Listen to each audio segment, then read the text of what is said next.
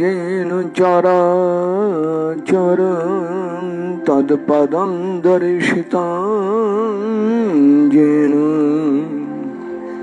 तस्मै श्री गुरवे नमः। वन्देऽहं श्री गुरुर्श्रीयुतपदकमलं श्री गुरुन् वैष्णवांश्च श्रीरूपं साग्रजातं सहगण रघुनाथं तं सजीवम् सद्वैतं सावधूतं परिजनसहितं कृष्ण चैतन्यदेवं राधा कृष्णपादं सहगणललितां श्रीविशाखान्वितांश्च वंशकल्पतरुभ्यश्च कृपासिन्धुभ्येव च पतितानं पावनेभ्यो वैष्णवेभ्यो नमो नमः। जानुलम्बितभुजो कनकावदातो संकीर्तनैकपितरो कमलायताक्षो विश्वम्भरो द्विजवरो जुगधर्मपालो वन्दे जगत्प्रियकरो करुणावतारो। मूकं करोति वाचालं पङ्गुं लङ्घयते गिरिं यत्कृपातमहं वन्दे परमानन्दमाधवम्। नमो ब्रह्मण्यदेवाय गो ब्रह्मणहिताय च जगद्धिताय कृष्णाय गोविन्दाय नमो नमः। निगमो कल्पतरुर्गलितं फलं शुकमुखादमृतद्रवसंयुतं पिबत भागवतं रसमालयं मुहुरहुरसिका भुवि भावुकाः। नमामि संकीर्तनं यस्य सर्वपापप्रणाशनं प्रणाम दुःखशमनं तं नमामि हरिं परम्।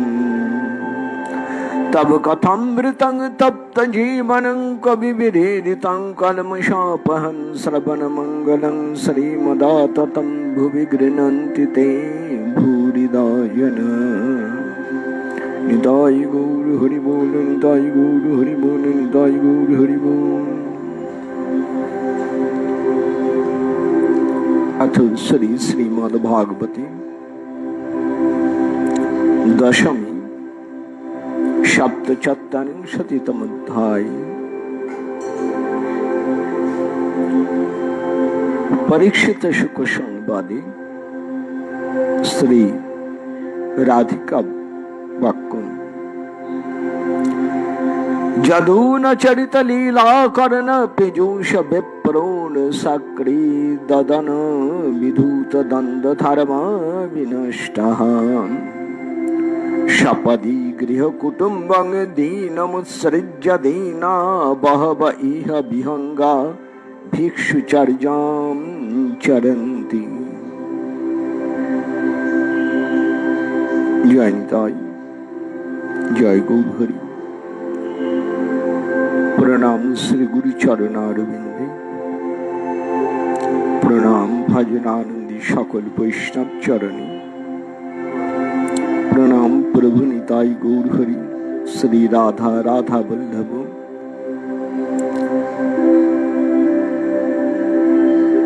गोपाल जी, मंदिरे सकल देवता एवं श्रीमद् भागवत ग्रंथ महाराज, বৃন্দা দেবী, সকলকে প্রণাম। গতকাল থেকে আলোচনা শুরু করেছি শ্রীমদ্ ভাগবতের দশম স্কন্ধে ৪৭তম অধ্যায়ে ভ্রমর গীতি। গতকাল তার একটু ভূমিকা আলোচনা করে হচ্ছে, আজকে তার পরের অংশ শুনি। রাধারানী ভাবনয়নে ভ্রমরকে দেখে তীব্র মান ভরে যে গানগুলি করেছেন, যে কথাগুলি বলেছেন, আচার্যগণ তার নাম দিয়েছেন ভ্রমর গীতি। রাধারানীর দিব্য উন্মাদিনী, পাগলিনী, কৃষ্ণ প্রেমে পাগলিনী, তার বাচ্চ জ্ঞান নেই। উন্মাদিনীর শ্রীমতী প্রেম বিরহে উদ্মান, কি বলতে কি বলেন নিজেই জানেন না। তার কথাগুলির মধ্যে কোথাও প্রীতি, ভালোবাসা, আবার কোথাও তীব্র ক্ষোভ, নিন্দা, গালি দেয়া সবই আছে। পাগলিনী যেমন তার কোন রকম বিচার করে কথা নেই, রাধারানীর কথাগুলি সেই রকম। তবে এই উন্মাদিনী দিব্য উন্মাদিনী, প্রেম উন্মাদিনী, প্রতিটি কথার মধ্যেই কৃষ্ণ কথা। আসুন সেই কথার রসমাধুরী যা আমাদের আচার্যগণ আস্বাদন করেছেন, সেই মহাপ্রসাদ ফেলালব একটু আমরা আস্বাদন করার চেষ্টা করি প্রভু নিতাই কৃপায়। আগে যে পর্যন্ত পাঠ হয়েছে, এবার তার পরের কথা। একটু আগের কথা বলেছেন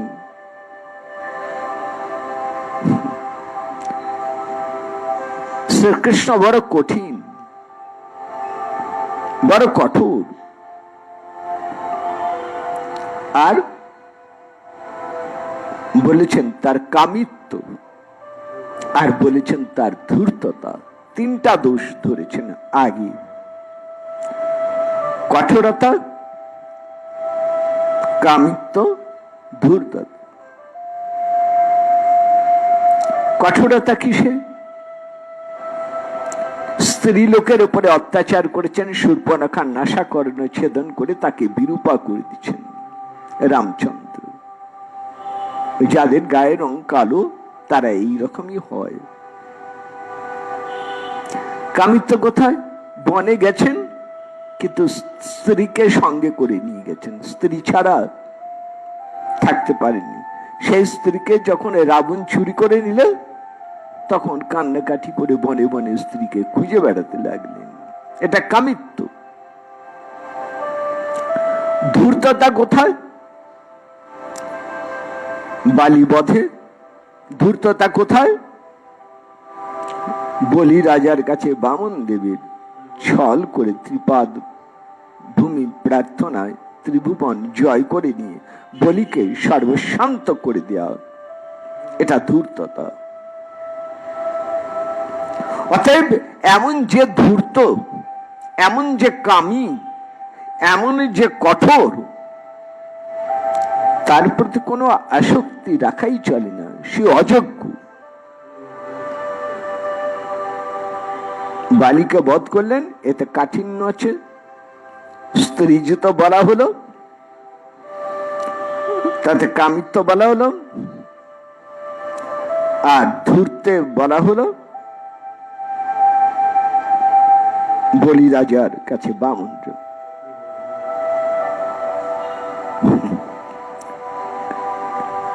ভ্রমর চুপ করে শুনছেন। রাধারানী বলে চলেছেন, আজকে থেকে শুরু করছি পরবর্তী মন্ত্র। চমৎকার মন্ত্রটি। জগন চরিত লীলা করেন পীযূষ বিপ্রৌঢ় सक्री ददन विदूत दंड धर्मा विनष्टः सपदि गृह कुटुंबं दीनमुसृज्य दीन बहव इह विहंगा भिक्षुचर्यां चरन्ति। আসুন এই মন্ত্রের রস আস্বাদন করা যাক।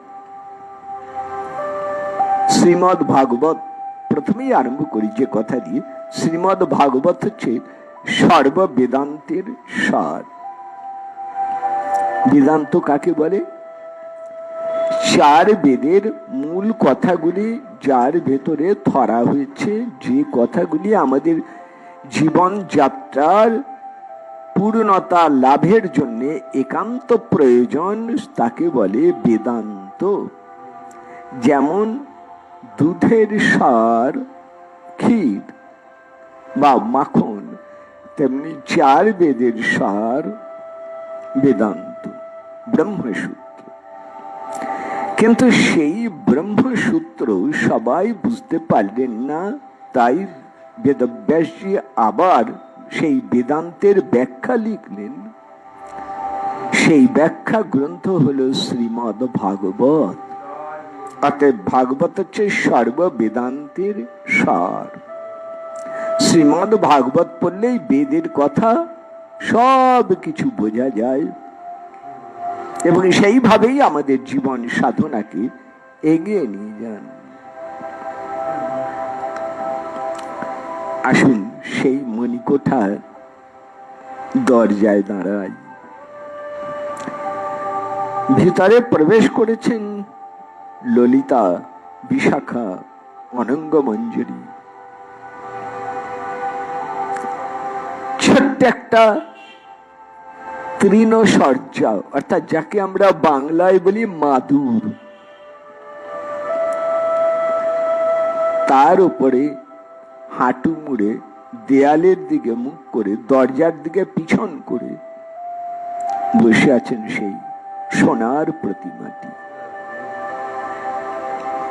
এমন ভাবে বসেছেন যে দরজার দিক থেকে উদ্ধবজি তার রাঙা চরণ দুখানি একটু দর্শন পেলেন। কারণ রাধারানী তীব্র কণ্ঠে বলছেন ভ্রমরকে, আমার চরণ ছবি নেই, সরে যা। বলে চরণ যখন গুটিয়ে আনছেন তখন এক ঝলকের জন্য উদ্ধবজি রাধারানী চরণ দর্শন হয়ে গেল।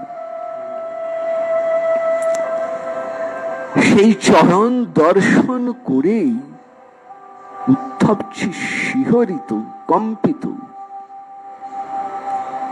সেই চরণের যে এত মাধুরী জানতেন না। চোখে শুধু নয়, মনের চোখে যেন আটকে রইল রাধারানীর চরণ দর্শন। এক ঝলক চরণ দর্শন মনের মধ্যে যেন স্থায়ী হয়ে বসল। রাধারানী সখীদের বলছেন, দেখ সখী, এই ভ্রমর বড় অবাধ্য, কথা মানে না। বারবার করে বলছি সরে যা, চলে যা, এ কিছুতেই যায় না, বরং আরো কত কথা আমাকে শোনাচ্ছে। দেখ কি বলছিস ভ্রমর, বল। ভ্রমর বলছেন, কালোরাই মন্দ আপনি প্রমাণ করলেন। বামনদেব কালো, রামচন্দ্র কালো, কৃষ্ণ কালো, আমিও কালো। অর্থাৎ কালো মানেই মন্দ, আপনি প্রমাণ করলেন তার।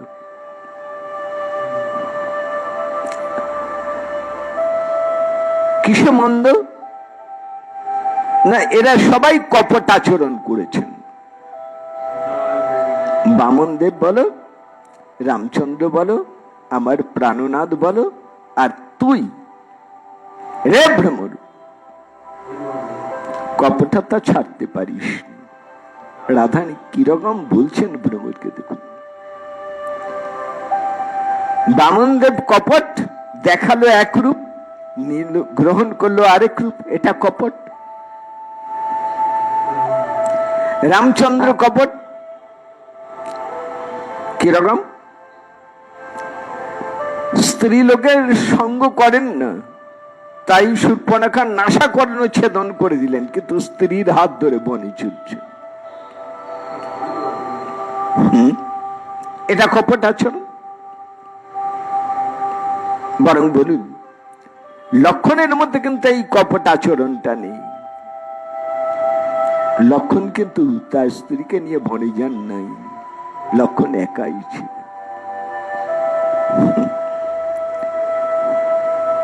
আর আমার প্রাণনাথের কথা কি বলবে? সে তো অজস্রবার তোকে বলছি, সে কেমন কপট সে তো শুনলি।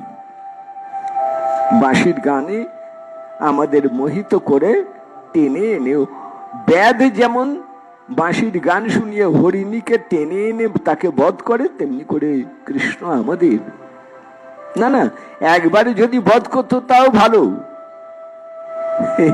আমাদের আদমরা করে রেখে চলে গেল। প্রাণ গেলে ভালো ছিল, কিন্তু প্রাণও গেল না। তোর বন্ধু সেই কপট আচরণের কথা আরো শুনবি?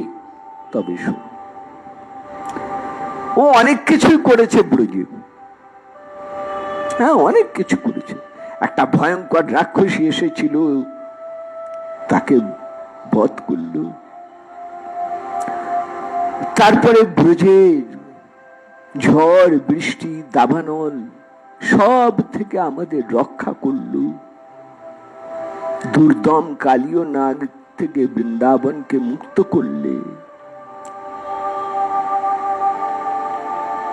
কাম্যবনে একদলে ঋষি আছেন, সে যা কিছু করে ঋষিগণ দেখেন বা শোনেন। আমরা যখন কাছে যাই তখন বলেন, ওই শ্রীকৃষ্ণ যা কিছু করছেন সেটাই হচ্ছে লীলা।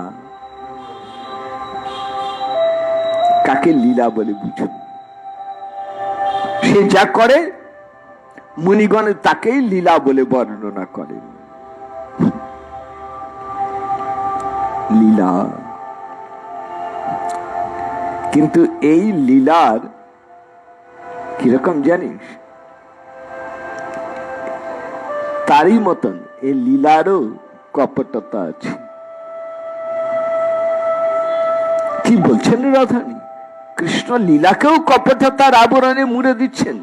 কপটতার অভিযোগে কৃষ্ণ লীলাও মুক্ত নন রাধানীর কাছে। আশ্চর্য! কি অবস্থা, কি প্রেমের গভীরতা দেখুন। রাধানী বলছেন কৃষ্ণ কপট, কৃষ্ণ লীলাও কপট। কিরকম কৃষ্ণ লীলা, কিরকম কপট? ভ্রমর বলছে একটু খুলে বলুন। রাধানী বলছেন শোন, কৃষ্ণ লীলা কেমন জানিস? কানে অমৃতের মতন লাগে। তব কথামৃতম তপ্ত জীবনম কবিভিরেরিতম কলমিষাপহম শ্রবণ মঙ্গলং শ্রীমদাততম ভুবি গৃহন্তি তে ভূরিদা জন। আপনারাই বলেছেন, আপনারাই গেয়েছেন, আপনি গেয়েছেন। ব্রহ্মর বলছে আপনি গেয়েছেন। আজকে বলছেন কৃষ্ণ লীলা কপট, কিন্তু কৃষ্ণ কথা কপট। আর আপনি নিজেই কিন্তু বলেছেন তব কথামৃতম তপ্ত জীবনম কবিভিরিতম কলমশাপহম শ্রবণ মঙ্গল শ্রীমদাততম ভুবি গৃহন্তি তে ভূরিদা জন। বলুন, বলেন নাই? রাধানী বলছেন হ্যাঁ বলেছিলাম তো। শোন, কৃষ্ণ কথা কেমন বুঝাই? যখন কানে যায় তখন অমৃতের স্বাদ।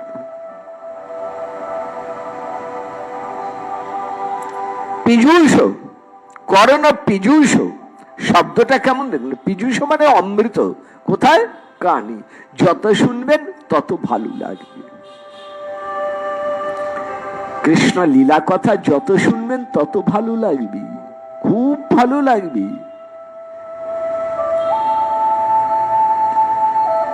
কিন্তু সেই কৃষ্ণ কথা যখন মনের ভেতরে যায় তখন তার ফল হয় অতীব ভয়ঙ্কর, খুব খারাপ। কিরকম? একটা কথাও যদি কানে যায়, বিপ্রুত, বিপ্রুত মানে এক ফোঁটা, সেই লীলার এক ফোঁটাও যদি কারো কানের ভেতরে যায়, তার মনের মধ্যে যদি প্রবেশ করে, তখন কি করে?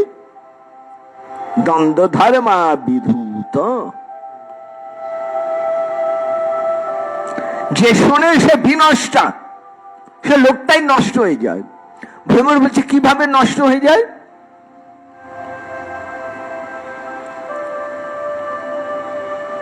শোন, কিভাবে নষ্ট হয়? কৃষ্ণ কথা যে শোনে, তার ঘর, তার আত্মীয় স্বজন, সব কিছু আস্তে আস্তে সবকিছু থেকে সে সরে যায়। ওই কৃষ্ণ কথা তাকে সবকিছু থেকে সরিয়ে দেয়। ঘর ভালো লাগে না, আত্মীয় স্বজনের সঙ্গ ভালো লাগে না, বাইরের লোকের সঙ্গ ভালো লাগে না, শুধু মনে হয় যেন আরো শুনি, আরো শুনি, আরো শুনি। যতদিন কৃষ্ণ কথা কানে যায় নাই ততদিন বেশ ভালো ছিল। ঘর ছিল, সংসার ছিল, আত্মীয় স্বজন ছিল, পরিজন ছিল, সবাইকে নিয়ে বেশ সুখে মেতেছিল। কিন্তু যেই কৃষ্ণ কথা কানে গেল, বাস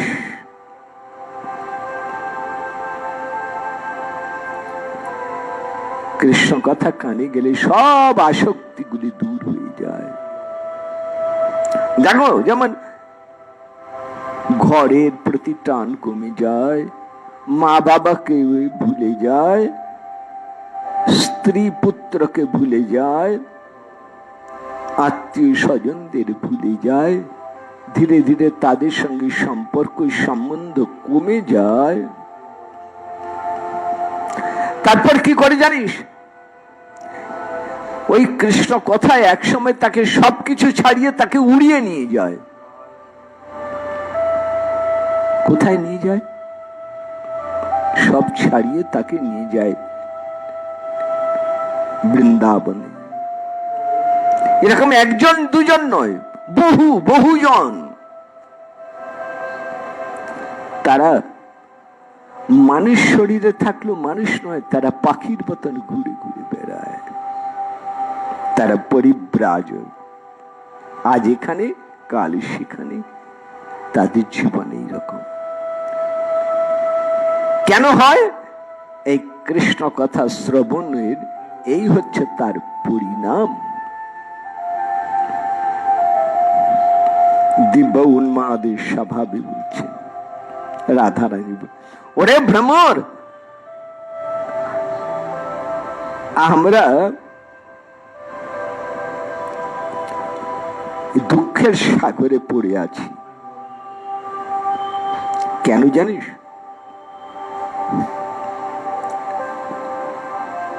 আমরা শুনেছিলাম কৃষ্ণের কথা, সে কথা বলতো, আমরা শুনতাম। সে কতগুলো কথা বলতো।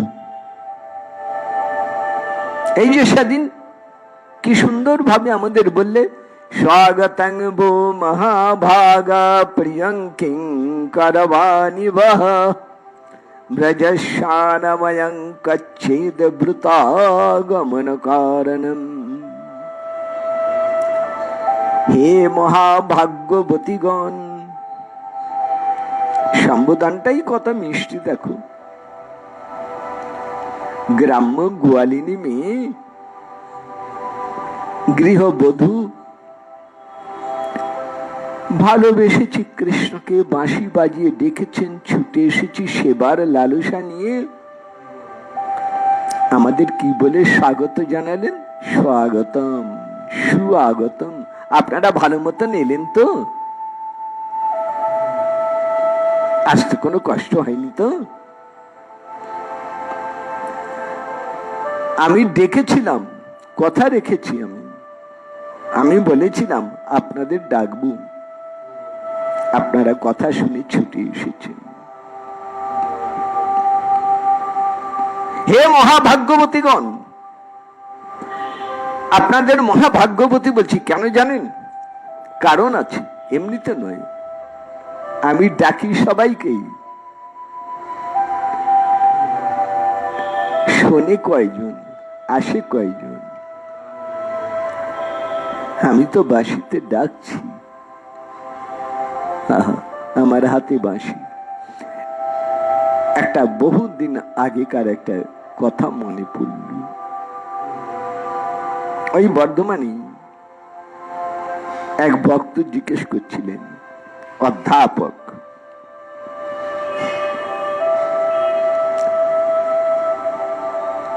বিশ্ববিদ্যালয়ের অধ্যাপক বলেছিলেন, আচ্ছা বলতে পারেন আর কোন দেবতার হাতে বাঁশি নেই, কৃষ্ণের হাতে বাঁশি কেন? কই শিব আছেন, ব্রহ্মা আছেন, সূর্য আছেন, বিশ্বকর্মা আছেন, ইন্দ্র আছেন, বা এই যে 10 অবতার আছেন, নারায়ণ আছেন, কারো বাঁশি নেই, কৃষ্ণের হাতে বাঁশিটি কেন? বলতে পারেন বাঁশিটি কেন? খুব সুন্দর উত্তর দিয়েছে, খুব সুন্দর উত্তর দিয়েছিলাম তাকে। এরা দেখুন, আপনার কি মনে বাঁশিটা কেন? বাঁশি কি দিয়ে কি করে? বলে বাঁশি বাজায়, বাঁশি বাজায়। ঠিক কথা, বাঁশিটা বাজানোর জন্য। আচ্ছা বলুন তো, দুজনের কাছে বাঁশি থাকে, দুজন। এক হচ্ছে যে পেশাগত বংশী বাদক, পেশা, সে বাঁশি বাজায়। সে বাঁশি বাজায় কেন বাজায়? শ্রোতার মনোরঞ্জন করার জন্য, তার জীবিকা অর্জন হবে, শ্রোতার মনোরঞ্জন হবে, তাই সে বাঁশি বাজায়। আর একজনের কাছেও বাঁশি থাকে, লক্ষ্য করে দেখবেন, কোন পুলিশ বা সৈনিক ভাইয়ের দেখবেন পকেটে একটা বাঁশি থাকে, ওটা থাকতে হবেই। যেমন তার সাথে বন্দুক থাকতেই হবে, ঠিক তেমনি করে তার মাথায় যেমন টুপিটা রাখতেই হবে, কোমরে বেল্ট পরতেই হবে, তেমনি তার বুক পকেটে একটা বাঁশি রাখতেই হবে। কেন বাঁশিটা রাখে? বাঁশি তো বাজাবার জন্য।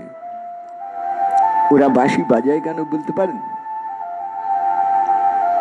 না, ঠিক জানা নেই। আমি জানি বাঁশিটা বাজায় তার সহযোগী যারা, তাদের ডাকার জন্য, সংকেত করার জন্য বাঁশি বাজায়, তাই না? ভিন্ন ভিন্ন সংকেত বাঁশিতে বাজছে। আপনারা দেখেছেন, আপনি দেখেছেন, এখন খুব কম দেখা যায়, কিন্তু আগে, কিছুদিন আগে আমাদের কলকাতাতেও দেখা যেত, পুলিশ ট্রাফিক কন্ট্রোল করছে, বাঁশি বাজিয়ে গাড়ি চলাচল নিয়ন্ত্রণ করছে। তাহলে বাঁশি শুধু মনোরঞ্জনের জন্য লাগে না, ডাকার প্রয়োজনেও লাগে, ঠিক না?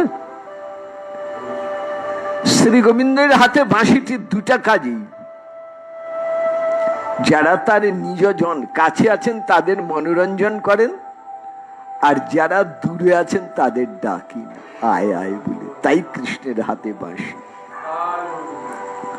আর কোন দেবতা কিন্তু এইভাবে কাছে ডাকেন না, তারা বলেন কাছে এসো, কিন্তু কাছে ডেকে নেন না। আর শ্রী গোবিন্দের বাঁশিটার এমন গুণ কি জানেন? অদ্ভুত গুণ।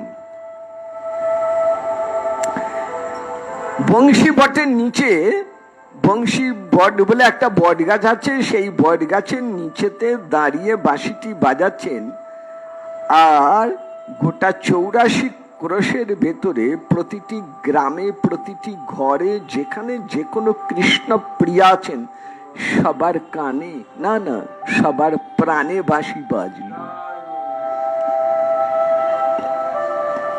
তার মানেটা কি দাঁড়ালো? তারা বাঁশি শোনবার জন্য কান পেতেছিলেন, কখন বাঁশি বাজবে। কেন? বাঁশি বাজলেই ছুটতে হবে, বাঁশি বাজলেই ছুটবে। সৈনিক মিলিটারি ক্যাম্পেও দেখবেন সব বসে বিশ্রামে আছেন, বাঁশি বাজালে কমান্ডার সবার সঙ্গে সঙ্গে সব ছুটলেন। বাঁশি বাজলেই ছুটবেন। কি জন্য ছোটেন? সেবার জন্য। সৈনিক ভাই ছুটছেন দেশ সেবার জন্য, গোপী ছুটছেন গোবিন্দ সেবার জন্য। কৃষ্ণের হাতে বাঁশি কেন? আমাদের সেবা উন্মুখ করার জন্য। আমরা তার হাতে রূপর বাঁশি গড়িয়ে দেই, সোনার বাঁশি গড়িয়ে দেই। অনেকে মানসিক করে, ঠাকুর আমার এই কাজটা করে দিও, আমি তোমায় বাঁশি গড়িয়ে দেব। বেশ, কিন্তু ওই মানসিকতা পূরণ করার জন্যই কি তিনি বাঁশি ধরে আছেন? না, বাঁশির কাজ কি? তিনি কি বলতে চান? যখনই শ্রী রাধা বল্লভের হাতে, গোপীনাথের হাতে, আমার শ্যামী সুন্দরের হাতে যখনই বাঁশিটি দেখবেন, তখনই বুঝে নেবেন তিনি আপনাকে ডাকছেন। এই অনুভব যদি হয়, এই অনুভূতি যদি আসে, তাহলে আপনার দর্শন সার্থক। তা নইলে বুঝবেন কান এখনো কালা হয়ে আছে কৃষ্ণের বাঁশির গান শুনে, প্রাণে বাজেনি। আপনার ঘরে প্রভুর যদি, শ্রী গোবিন্দের যদি কোনো চিত্রপটও থাকে, বাঁশি ধরা চিত্রপট, দাঁড়ান তার সামনে, মনের কান খুলে দিন, কি দেখবেন? বাঁশি বাজি। কোথায় বাজাচ্ছেন? বৃন্দাবনে বসে বাঁশি বাজাচ্ছেন, আপনি আপনার ঘরে বসে শুনবেন। ওই যে মহাসাধক ভবা পাগলার গানটা মনে আছে না? এখনো সেই বৃন্দাবনে বাঁশি বাজিয়ে মহাসাধক তিনি তার দিব্য অনুভূতি দিয়ে তিনি এই গানটি লিখেছেন। এই গানটি লোকরঞ্জনের জন্য লেখেননি, এই গানটি তিনি লিখেছেন আমাদের শিক্ষা দেবার জন্য। শেখো, বোঝো, কি লিখলাম অনুভবে নিয়ে এসো।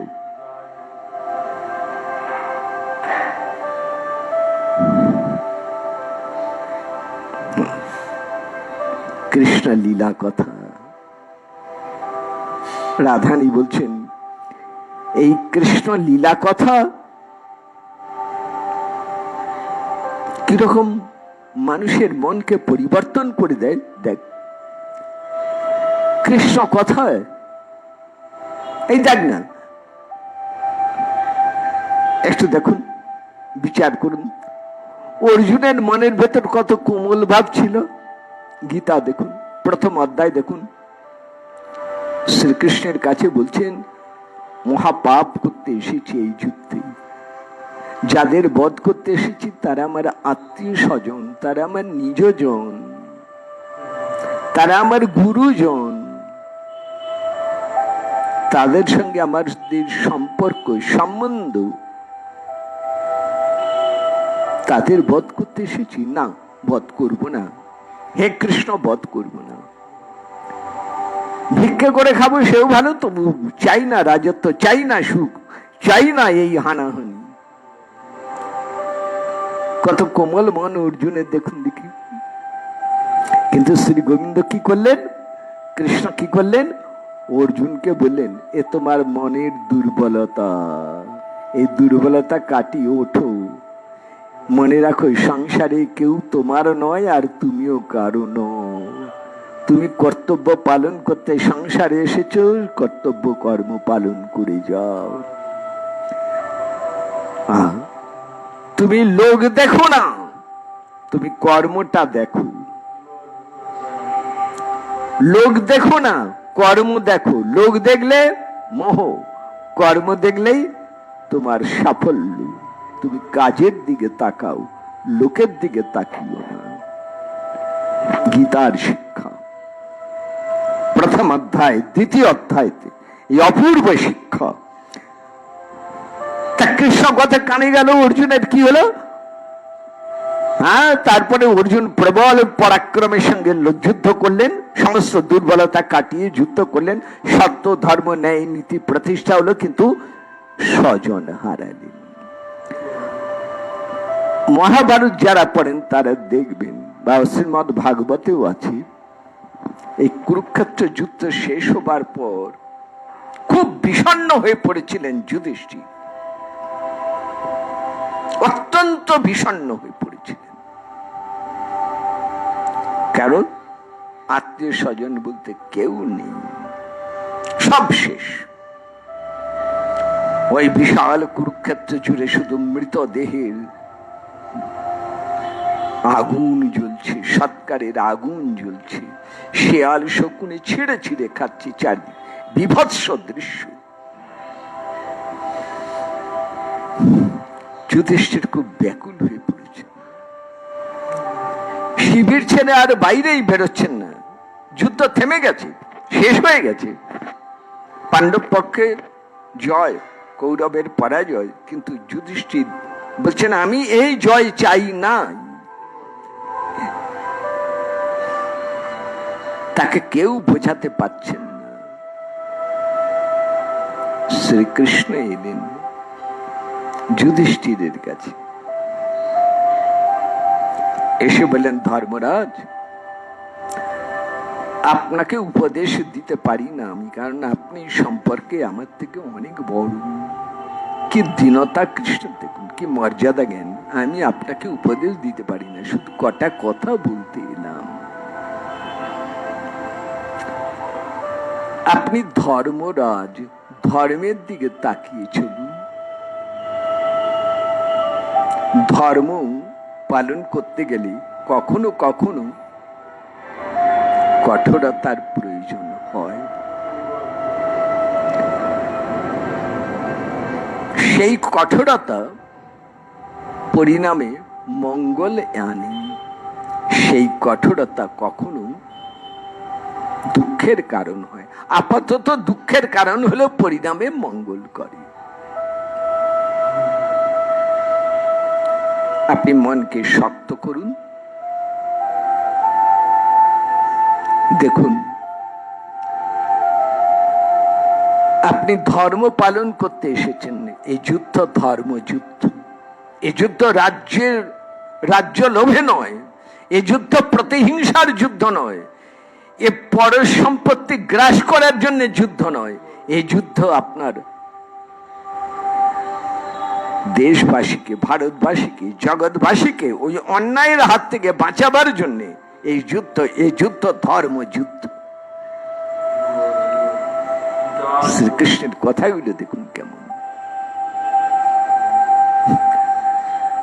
আসলে কি জানেন, আমরা শ্রীকৃষ্ণের কথার এইগুলি বিশেষ প্রচার করি না, তাই এই কথাগুলো আমার বহুজনের কাছে এখনো অজানা রয়ে গেছে।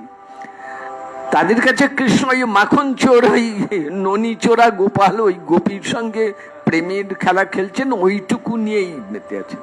কিন্তু কৃষ্ণ চরিত্রের বিভিন্ন দিক বিচার করা প্রয়োজন, অনুধাবন করা প্রয়োজন। এখানে রাধারানী মান করে বলছেন কৃষ্ণ কথার বড় ভয়ানক প্রভাব, খুব খারাপ প্রভাব। কেমন? দেখ, শোন, যদি ওরে ভ্রমণ, শোন, যদি কেউ ধর্মপথে যেতে চায়, সে যদি কৃষ্ণ কথা শোনে, সে ধর্মের প্রতি আকর্ষণ হারাবে। ধর্ম মানে এখানে ওই পূজা অর্চনা, যাগ যজ্ঞ, যার দ্বারা স্বর্গ লাভ হয়, ঋষি পদ লাভ হয়, ব্রহ্মলোক প্রাপ্তি হয়। কৃষ্ণ কথা কানে গেলে কি হয় জানি, স্বর্গ সুখ তার কাছে তুচ্ছ হয়ে যায়, ইন্দ্রপদ ব্রহ্মপদ তার কাছে তুচ্ছ হয়ে যায়। ধার্মিক যদি শোনে, সে আর কখনো ওই যাগযজ্ঞ ওই কর্মকাণ্ডের দিকে আর সে কিছুতেই যাবে না। ঠাকুর নরোত্তম লিখছেন প্রেম ভক্তি চন্দ্রিকায়, কর্মকাণ্ড বিষের ভাণ্ড, বিষবৎ পরিত্যাজ্য। আচ্ছা দাঁড়ান, এতে গেল ধার্মিকের কথা। যারা স্বর্গে যেতে চান, যারা পিতৃলোকে যেতে চান, যারা কোন দেবলোকে যেতে চান, যারা ঋষি লোকে যেতে চান, এই সব ধার্মিকদের, ওই যে ধর্ম অর্থ কাম মুখ্য, ধার্মিকদের আসক্তি ছুটে যায় যদি তারা কৃষ্ণ কথা শুনে। আচ্ছা, সংসারী মানুষ, ধনী পুরুষ, খুব বড় লোক, সে যদি কৃষ্ণ কথা শুনে, তার কানে যদি যায়, কি হবে? তার ধনের প্রতি আসক্তি কমে যাবে। রাজা প্রতাপ রুদ্রকে দেখুন, কি আশ্চর্য! প্রতাপ রুদ্র মহাপ্রভুর কাছে তার কৃপা পাওয়ার, মহাপ্রভুর কথা শুনেছেন, শুনে তার কৃপা পাওয়ার জন্য এমন ব্যাকুল হয়ে পড়েছেন যে তার আর কোনো তুলনা নেই। কিন্তু মহাপ্রভু কঠোর, আমি সন্ন্যাসী, রাজদর্শন হবে না, হতে পারে না। সবার অনুরোধকে মহাপ্রভু অগ্রাহ্য করছেন, তার কাছে নীতিটাই বড়। কে আমার জন্য কাঁদছে ওটা বড় কথা নয়, আমার নীতিটাই বড়। আমি সন্ন্যাসী, আমি রাজ দর্শন করতে পারি না। রাজ মিলন আমার কাছে বিষ খাওয়ার মতোই, নিজের মৃত্যুকে ডেকে আনা। তোমরা যদি আমাকে এইরকম বারবার করে অনুরোধ করো, আমি অন্য কোথাও চলে যাব, আমাকে আর তোমরা নীলাচলে পাবে না। এত বড় কথা মহাপ্রভু বলে ফেললেন। তারপর রাজার কি অবস্থা দেখুন দেখি। রাজা কি ছাড়তে পারলেন গৌর আসক্তি, গৌর টান, গৌর কৃপার আকাঙ্ক্ষা ছাড়তে পারলেন? পারলেন না। ছটফট ছটফট করতে লাগলেন, কেমন করে আমি গৌর কৃপা পাবো, কেমন করে আমি গৌর কৃপা পাবো। গৌর কৃপা না পেলে আমার রাজত্ব দরকার নেই, আমার ঐশ্বর্যের দরকার নেই, আমি দিনহীন কাঙাল হয়ে ঘুরবো গৌর কৃপা পাওয়ার জন্য। রাজবেশ ছাড়লেন, রাজভোগ ছাড়লেন, রাজসজ্জা ছাড়লেন, ভূমিতে শয়ন, আর দিন রাত কেবল হা কৃষ্ণ চৈতন্য। দেখুন,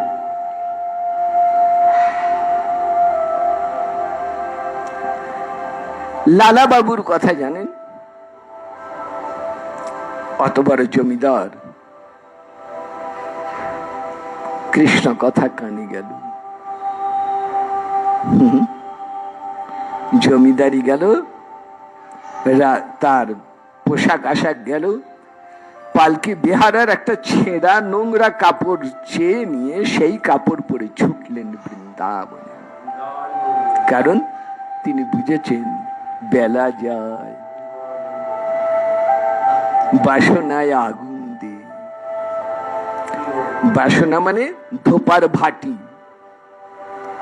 আর জমিদার বাবু কৃষ্ণচন্দ্রের কানে গেল, মনে হলো বাসনা মানে কাম, কাম কামনা বাসনা মনের মধ্যে, এই বাসনা পুড়িয়ে ছাই করে দাও। ছুটলেন বৃন্দাবনে। প্রথমে মাধুকরী করেছেন, শেষ দিক দিয়ে তাও করতেন না। কি করতেন জানেন? ওই যে বৃন্দাবনের টাঙ্গা, ওই যে ঘোড়ার টাঙ্গা টান, ঘোড়ার গাড়ি, ঘোড়াকে যে খেতে দেয়া হতো ছোলা, মুগ, মটর, ঘোড়া খেতে খেতে মাঝে মাঝে এদিক ওদিক মাথা নাড়ে, ছিটকে ছিটকে পড়ে এদিক ওদিক, সেই পথের ধারে বসে সেইগুলো কুড়িয়ে কুড়িয়ে তুলে এনে জল দিয়ে দিয়ে তাই খেত।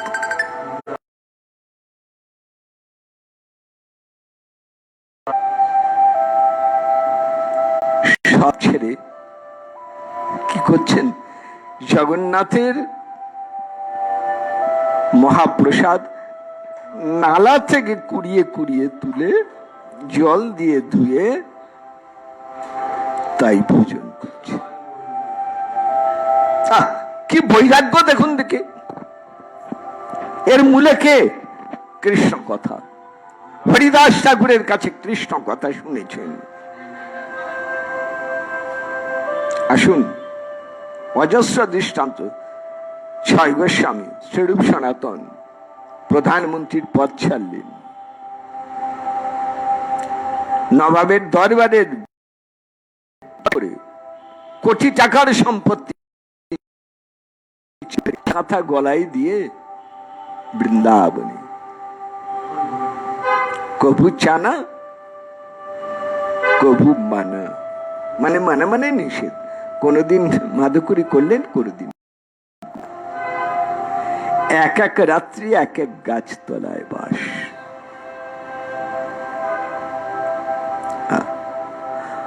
দেখুন আরো দৃষ্টান্ত। ঠাকুর নরোত্তম, অত বড় জমিদারের ছেলে, কৃষ্ণচন্দ্র রায়ের পুত্র নরোত্তম, পদ্মায় স্নান করলেন। কৃষ্ণ কথা কানে গেল, গৌর নাম, গৌর মুখে উচ্চারিত কৃষ্ণ নাম শুনিয়ে দিলেন পদ্মা মা। গৌর নামে ব্যাকুল হয়ে ছুটে পড়ে রইল জমিদারি, পড়ে রইল মা বাবা, পড়ে রইল তার প্রিয় ভাই, সব ফেলে রেখে ছুটলেন বৃন্দাবনে।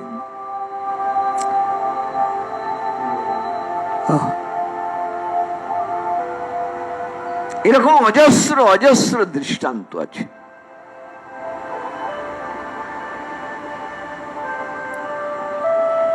যদি কোনো বিষয় লোক শুনে, তার বিষয়ের প্রতি আকর্ষণ ছেড়ে দেয়। আরো আছে সংসারের মধ্যে। এবার বলি, মা বাবা পুত্রের প্রতি মমতা ত্যাগ করেন, সন্তান যদি শোনে মা বাবার উপরে তার স্নেহ ভক্তি ত্যাগ হয়ে যায়। স্ত্রী যদি শোনে স্বামীর প্রতি তার প্রীতি কমে যায়, সরে যায়। আর স্বামী যদি শোনে স্ত্রীর প্রতি তার প্রীতি ছেড়ে দেয়।